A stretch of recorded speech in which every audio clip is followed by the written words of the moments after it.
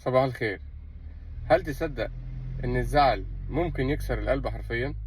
مش مجازا، لا فعليا.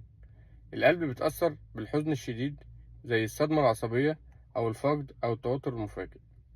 الموضوع ده اسمه متلازمة القلب المكسور Broken Heart Syndrome، أو بالاسم العلمي تاكوتسوبو كارديوميوباثي. وسموها كده لأن شكل البطين الشمال في الأشعة بيبقى زي فخ الصيادين في اليابان اسمه تاكوتسوبو. كنا فاكرين إن الأزمة القلبية لازم تحصل بسبب انسداد شريان، لكن أحيانا بيجينا مريض أو مريضة، وغالبا ست بعد سن اليأس، جاية بوجع في الصدر وضيق في التنفس، ورسم القلب وتحاليل الإنزيمات يقولوا جلطة. نروح نعمل قسطرة نلاقي الشرايين سليمة تمام، بس عضلة القلب ضعفت فجأة والبطين الشمال مش شغال كويس. إيه اللي بيحصل؟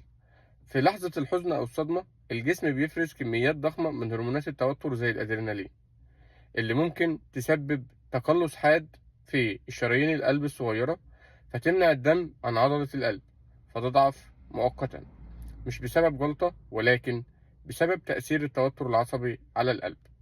يعني ببساطة القلب اتكسر من الزعل. الأعراض زي الأزمة القلبية بالظبط: ألم شديد بالصدر، ضيق في التنفس، دوخة أو إغماء، اضطراب في رسم القلب.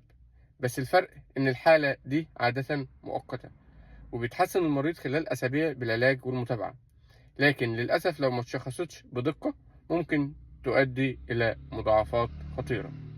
العلاج بيكون داعم لعضلة القلب بأدوية زي مثبطات بيتا ومدرات بول مع راحة تامة ومتابعة بأشعة الإيكو. لكن الأهم من العلاج الدوائي هو العلاج النفسي والدعم الإنساني، لأن السبب مش في الشريان، السبب في الروح المكسورة. والمريض اللي فقد حد غالي أو تعرض لصدمة لازم نطبطب على قلبه قبل ما نوصف له العلاج. القلب مش بس مضخة دم، ده كائن حساس جدا بيتأثر بكل حاجة حواليه.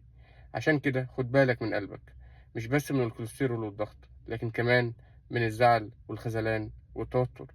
لو حسيت بألم في صدرك بعد موقف صعب ما تقولش ده من الزعل وخلاص، روح اكشف فورا، يمكن يكون قلبك بيقولك أنا تعبت من الحزن.